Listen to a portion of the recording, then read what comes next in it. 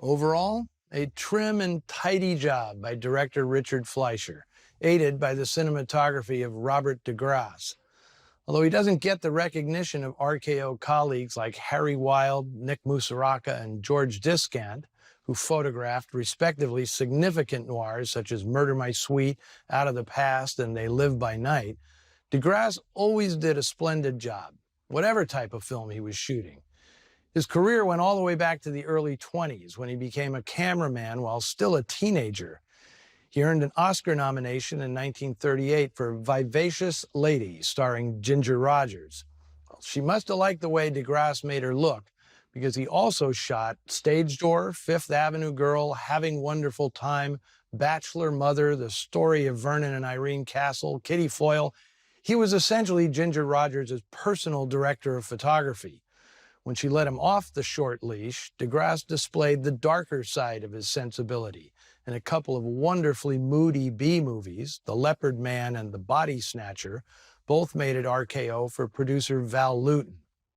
Once RKO stopped making horror films, de Grasse brought a variation on the Lewton look to several noir projects, Born to Kill, The Window, and Crack Up. De Grasse was also DP on Richard Fleischer's earlier RKO efforts, Bodyguard and The Clay Pigeon. Frankly, it's de Grasse's imagery that makes Follow Me Quietly feel like film noir. For most of its brief running time, it's a police procedural in the vein of He Walked by Night. Could have felt more like a noir with a change in the casting. William Lundigan is just too normal and well-adjusted. In a genuine noir, the pursuit of the judge would have become an all-out obsession, driving Lieutenant Harry Grant to the edge of madness. The notion exists in the script, but it's just not something Lundigan is capable of expressing. Actors like Dana Andrews and Robert Ryan could have shown inner turmoil eating up this cop. At RKO, I'd have liked to have seen what Lawrence Tierney, still making Bees, could have done with this part. I just never believed William Lundigan as anything but a nice, uncomplicated guy, mainly because no matter what he played, he had that ultra-smooth radio voice. He's on the loose making his plans, and what are we doing? We're standing around slamming our heads against a stone wall. If I could only see his face. I'd give a year's pay just to look at his face.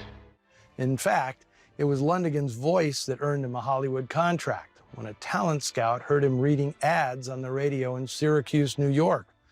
So it came as no surprise when in the mid-50s, after several years as a second-tier leading man, Lundigan reached the peak of his fame hosting the TV show Climax, where he was the official pitchman for Chrysler cars.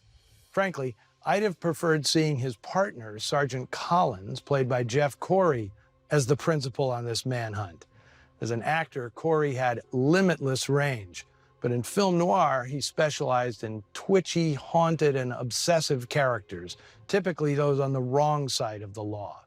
He had memorable featured roles in The Killers, Brute Force, and Canyon City, and he was completely authentic in every screen appearance, no matter how small the role. During the 40s, Corey was one of the most in-demand bit players in the business.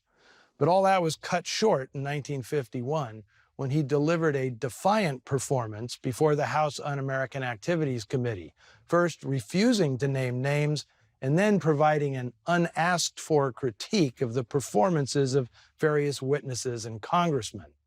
Corey was blacklisted for the rest of the 1950s, although it didn't stop him from having a huge influence on the future of motion pictures. As a teacher, working out of the garage in his Hollywood home, Corey trained a long roster of future stars in the nuances of film acting, including Kirk Douglas, Jane and Peter Fonda, Tony Perkins, Rita Moreno, Jack Nicholson, and many others. I will return next week with a very different offering, one from the other side of the Pacific Ocean. It's a picture from Japan called Take Aim at the Police Van, made in 1960 by iconoclastic director Seijun Suzuki. Some critics consider his films marvels of inventiveness and inspiration. Others find them almost incomprehensible. Next week, you get to be the judge. Until then, I'll be on the job staking out the laundries, pool halls, markets, and saloons, starting right here. See you next week.